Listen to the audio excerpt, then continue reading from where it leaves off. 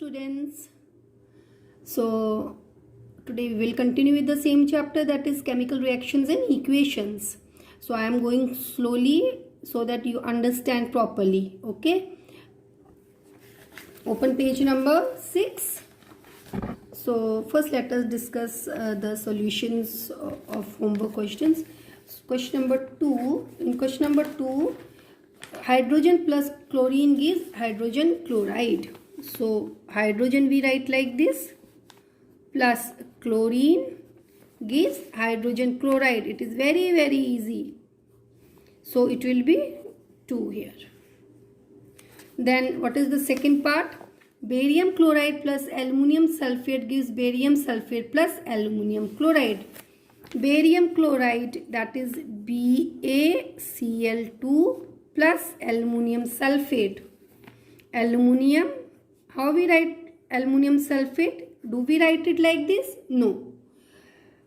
Valency of sulfate is 2, which will go this side. Valency of aluminum is 3, which will come this side, but this whole is the polyatomic ion, so we write it like this. It will give us barium sulfate, that is BaSO4 plus aluminum chloride, that is AlCl3. Now you must have observed that while writing I have left space here.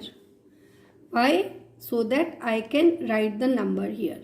And initially you try to practice with pencil, but don't write in your classwork or homework copies with pencil. So this equation you have to balance. So let us take this compound.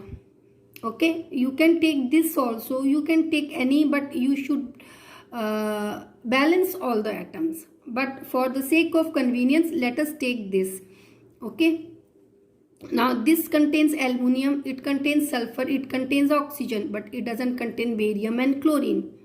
But you don't forget to balance barium and chlorine. Okay, you take this one, then you can take this thing, or you can take this thing. Understood? So aluminum is 2. Aluminum is 2. Here aluminum is 1. So we will write 2 here. Okay, I will write with red pen so that it will become clearer to you and you will understand in a better way. Now sulfur is how many sulfur? 3. But here there is 1 sulfur. Let me write 3.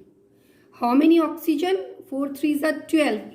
Calculate the number of oxygen atoms here. 4 3s are 12. So oxygen is balanced, aluminum is balanced. Now chlorine. There, how many chlorine atoms are there? 2 here. 2 3s are 6. So here also there should be 6. So can we write 3 here? Yes. 3 2s are 6. 3 2s are 6. And barium is 3. So this equation is balanced now. Okay. So next question is sodium.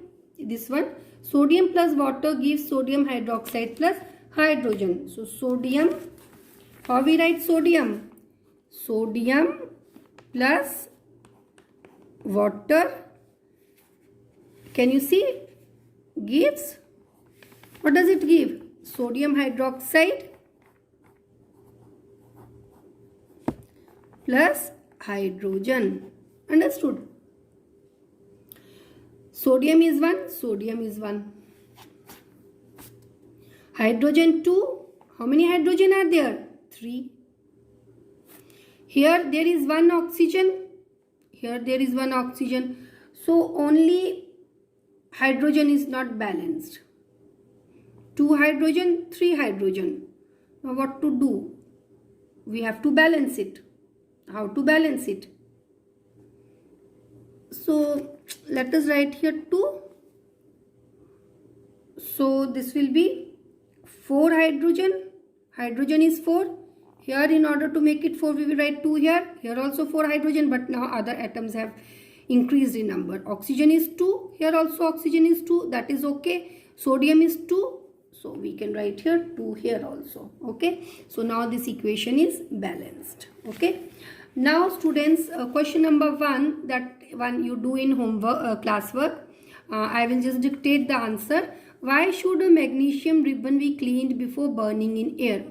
Can any one of you tell me the answer?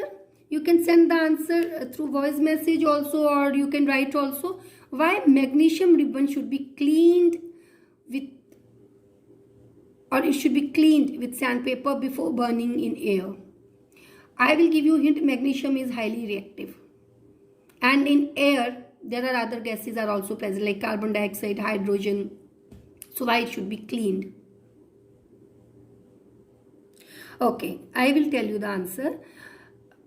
You write the answer. A magnesium ribbon is cleaned to remove the protective layer of basic magnesium carbonate from its surface so that it may readily combine with oxygen of the air on heating.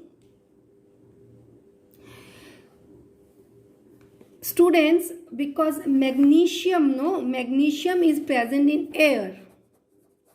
This magnesium can combine with carbon dioxide. It will combine with carbon dioxide and it will form carbonate. It will form magnesium carbonate. Okay, magnesium plus carbon dioxide will form magnesium carbonate. And that magnesium carbonate, suppose if this is this wire, okay, so this is magnesium wire. Here carbon dioxide will combine with carbon dioxide, and above it, over it will form a layer of magnesium carbonate. So now when this you will burn in oxygen, it will not burn readily because already the layer is formed. So if you will clean it with sandpaper, that layer will be removed and then magnesium wire can burn with oxygen. It can burn in oxygen. Okay, so these questions we have done. Now please open page number 6, refer types of chemical reactions. Students, there are large number of reactions, so many reactions, and we cannot remember all the reactions. You cannot cram all the reactions. Okay, so these reactions are divided into 4 or 5. It's divided into 5 categories, 5 main categories. Okay, those categories we will discuss now. So first is combination reactions. First is combination reaction. Combination reaction we will discuss. Okay, so different types of reactions are combination reactions, decomposition reaction, displacement reaction, double displacement reaction, and redox reactions. So we will discuss combination reaction. Combination reaction, as the name suggests, first, the most important thing is please don't learn anything by heart, or always understand. Okay, combination reaction means combining.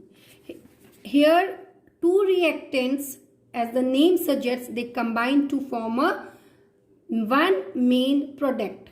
Okay, so I will just give you this example first. A and B are reactants. They will combine to give one main product. More than one products can be formed, but main product is one. Understood or no?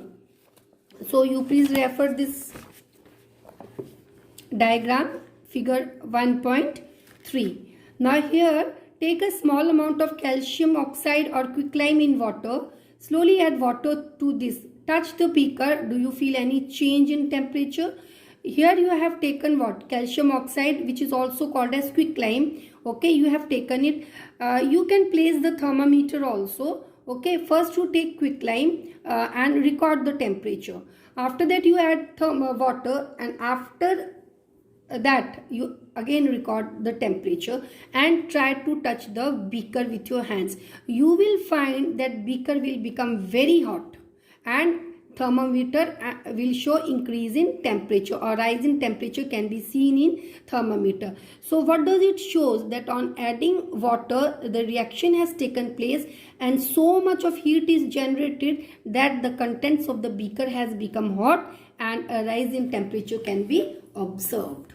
Understood? It's written here, calcium oxide reacts vigorously with water to produce liquid lime, releasing a large amount of heat. So in this case, large amount of heat is reacted, therefore it's a exothermic reaction. So let us now write the equation, and equations also no need to learn. Okay, So what has happened actually, calcium oxide, which is, what is the common name of calcium oxide?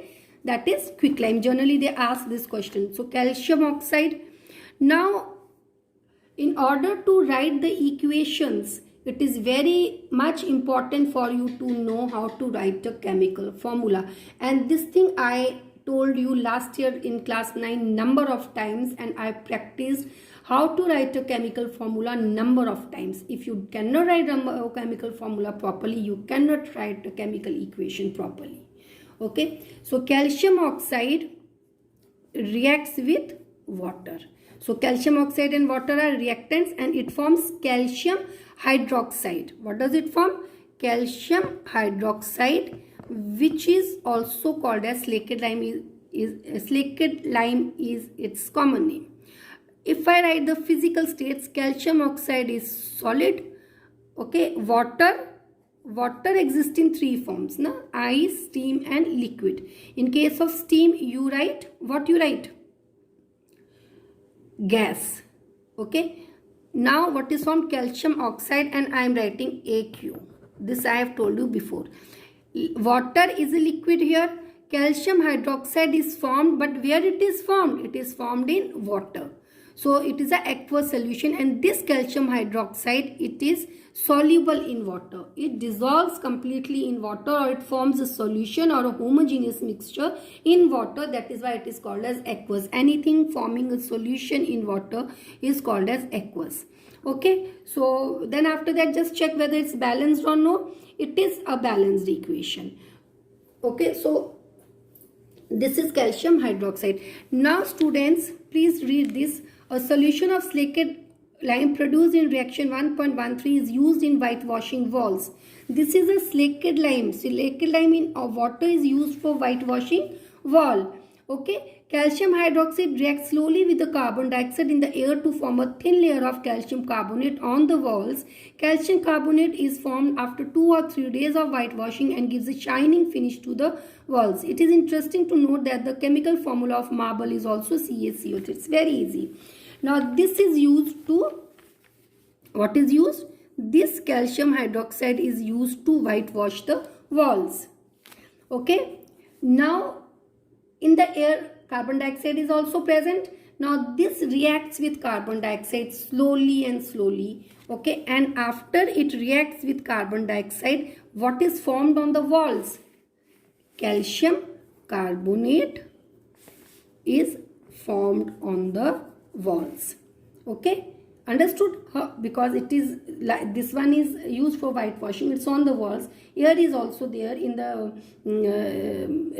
carbon dioxide is there in the air. So this carbon dioxide reacts with the calcium hydroxide used for whitewashing the wall, and slowly within 2 or 3 days this calcium carbonate is formed on the walls, which gives a bright look.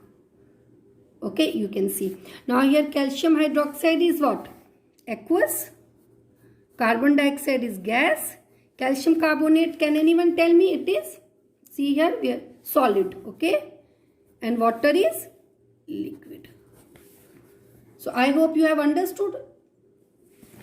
See this equation. So these are some of the examples of combination reaction. Carbon burns in oxygen to form carbon dioxide. Now students, here you can see water is also formed, calcium carbonate is also formed, but one main product is formed. Combination reaction, other products are also formed, but the main product is one, and here that is calcium carbonate. And marble, chemical formula of marble is also calcium carbonate, that chalk. Okay, that is also calcium carbonate. Now you can say this is a combination reaction. Here hydrogen combines with oxygen to form water. Example of combination reaction. Okay, here you can see burning of natural gas. This burns with oxygen to give carbon dioxide plus water. Now please remember, as this example suggests, or you have observed in this example, this was the example of combination reaction, and large amount of heat was evolved. So it's an exothermic reaction. So please remember that combination reactions are generally exothermic reactions.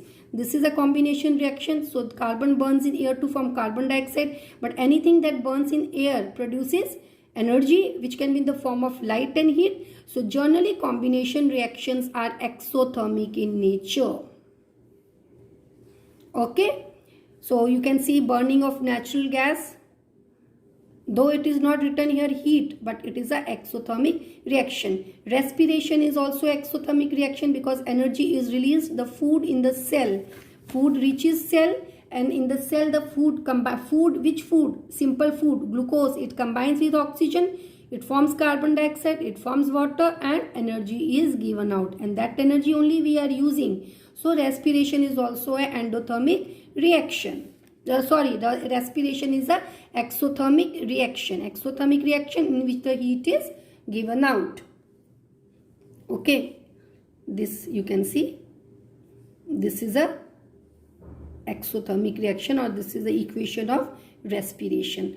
Decomposition of vegetable matter into compost is also an example of exothermic reaction. I hope it is clear to you.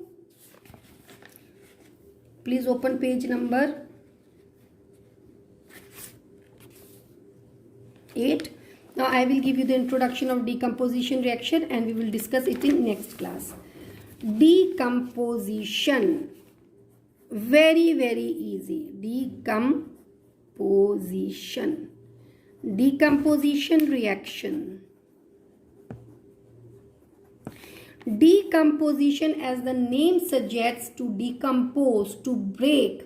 Here one thing is broken into more than one.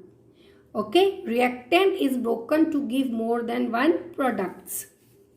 Let us say, I will first give you this equation. AB is the reactant.